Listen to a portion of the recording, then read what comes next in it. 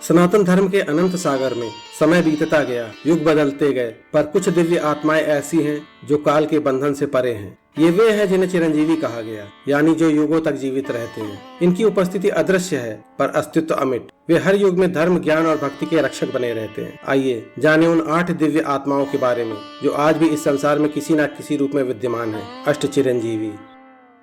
महाभारत की युद्ध भूमि में एक ऐसा योद्धा था जो जन्म से अद्भुत शक्तियों का स्वामी था।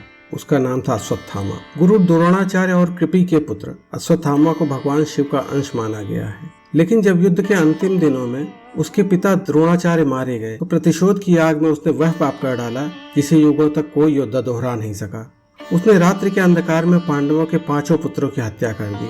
तब श्री कृष्ण प्रकट हुए और बोले, अश्वत्थामा तू अमर रहेगा, लेकिन अपने पापों के साथ। तेरे घाव कभी नहीं भरेंगे और तू युगों तक इस धरती पर भटकता रहेगा। कृष्ण का श्राप ही उसका अमृतत्व बना। वह अमर तो है पर दुख और पीड़ा से भरा जीवन जी रहा है। कहा जाता है वह आज भी इस धरती पर जीवित है, अपने माथे के न भरने वाले घाव के साथ। घने जंगलों, वीरान मंदिरों और पहाड़ों में भटकता हुआ वह जीवित है, पर शांति से बहुत दूर। दूसरे चिरंजीवी है राजा महाबली, जिन्हें बलि के नाम से भी जाना जाता है।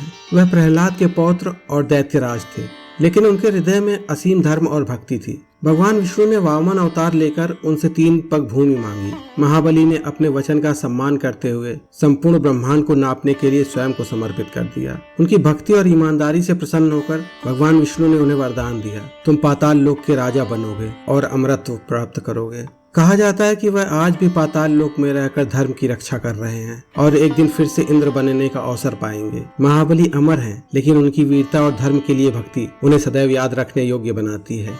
तीसरे चिरंजीवी हैं महर्षि वेदव्यास, जिन्हें कृष्ण द्वैपायन भी कहा जाता है। वे महर्षि ज्ञाता और महाभारत तथा वेदों के रचयिता हैं। वेदव्यास ने संपूर्ण वेदों को 4 भागों में विभाजित किया ताकि वेदों का ज्ञान सभी मानवों तक पहुंच सके। उन्होंने महाभारत की रचना की, जिसमें अर्जुन, पांडव और कौरवों की गाथाएं युगों तक जीवित रहे। उनके ज्ञान और तपस्या की महिमा इतनी विशाल थी कि भगवान विष्णु ने उन्हें चिरंजीवी का वरदान दिया। कहा जाता है कि महर्षि वेदव्यास आज भी भौतिक रूप से जीवित है, हिमालय या गंगा तट पर ध्यान और तपस्या में लीन, मानव जाति को धर्म, ज्ञान और न्याय का मार्ग दिखाते हुए। चौथे चिरंजीवी हैं श्री हनुमान जी, जिन्हें बजरंग बली, मारुति नंदन और अंजनी पुत्र के नाम से भी जाना जाता है।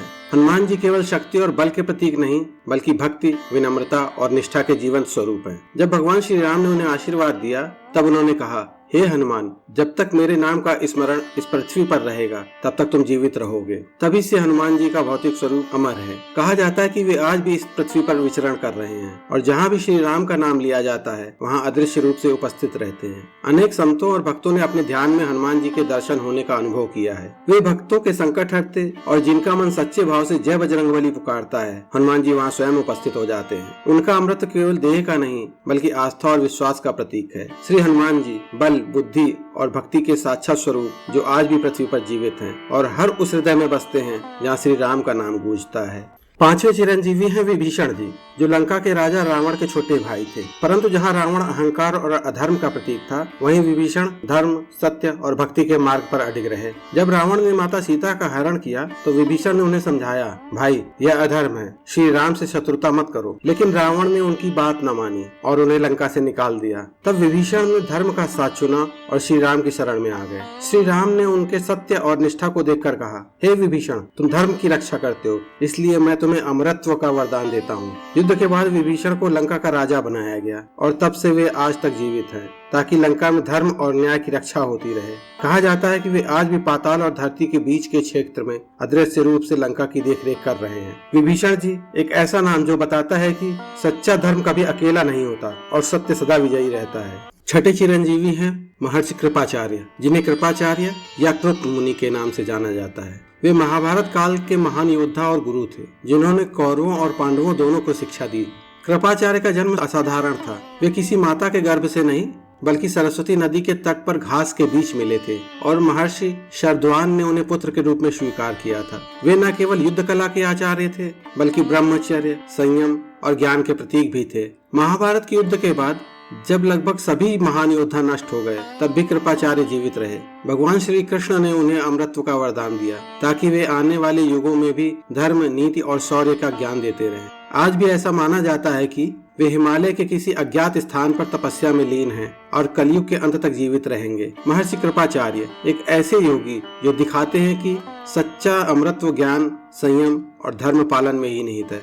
सातवें चिरंजीवी हैं भगवान परशुराम, जो भगवान विष्णु के छठे अवतार माने जाते हैं। वे ब्राह्मण कुल में जन्मे, लेकिन कर्म से एक परम योद्धा क्षत्रिय थे। उनके पिता थे महर्षि जमदग्नि और माता रेणुका। जब राजा कीर्तवीर्य अर्जुन ने उनके पिता का वध किया, तब परशुराम ने 21 बार पृथ्वी को क्षत्रियों से विहीन कर दिया। लेकिन वे केवल क्रोध के प्रतीक नहीं थे, वे धर्म की स्थापना और अधर्म के विनाश के लिए अवतरित हुए थे। भगवान विष्णु ने उन्हें अमृतत्व का वरदान दिया, ताकि जब कलयुग के अंत में भगवान कल्कि अवतार लेंगे, तब परशुराम स्वयं प्रकट होकर उन्हें शस्त्र और युद्ध कला का ज्ञान देंगे। आज भी परशुराम जी महेंद्र पर्वत पर तपस्या में लीन हैं और समय आने पर एक बार फिर पृथ्वी पर न्याय और धर्म की स्थापना करेंगे। भगवान परशुराम एक ऐसे अमर अवतार जो दिखाते हैं कि जब भी अधर्म बढ़ता है, धर्म की रक्षा के लिए एक दिव्य शक्ति अवश्य अवतरित होती है।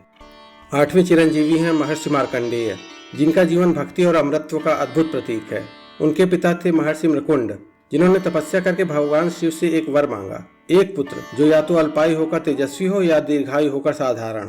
महर्षि ने पहला वर चुना और इस प्रकार जन्म हुआ मार्कंडेय ऋषि का, जिन्हें केवल 16 वर्ष की आयु तक ही जीना था। परंतु जब मृत्यु का समय आया तो मार्कंडेय जी ने भयभीत होने के बजाय भगवान शिव की भक्ति में लीन होकर महामृत्युंजय मंत्र का जप प्रारंभ किया। जब यमराज उन्हें लेने आए तो उन्होंने शिवलिंग को कसकर गले से लगा लिया। उसी क्षण भगवान शिव प्रकट हुए और क्रोधित होकर यमराज पर प्रहार किया।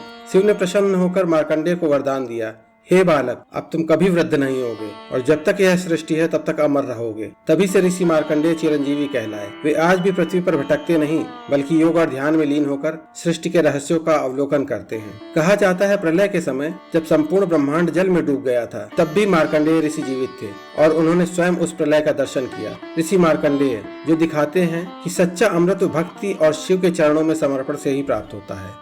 ये हैं अष्ट चिरंजीवी, जो केवल जीवित नहीं बल्कि हमारे भीतर की आस्था में बसते हैं। अश्वत्थामा से लेकर मार्कंडेय ऋषि तक हर एक की कथा हमें याद दिलाती है कि सच्चा अमृत तो शरीर का नहीं बल्कि कर्म, ज्ञान और भक्ति का होता है। जब भी संसार में अधर्म बढ़ता है या मानव अपने मार्ग से भटकता है, इन चिरंजीवियों की शक्ति फिर जागृत होती है, हमें धर्म, सत्य और साहस की ओर लौटाने के लिए। ये अमर आत्माएं साक्षात प्रमाण है कि ईश्वर और धर्म कभी नष्ट नहीं होते। वे केवल स्वरूप बदलते हैं, युग बदलते हैं और अस्तित्व सदा बना रहता है। जय श्री राम, जय बजरंगबली, हर हर महादेव।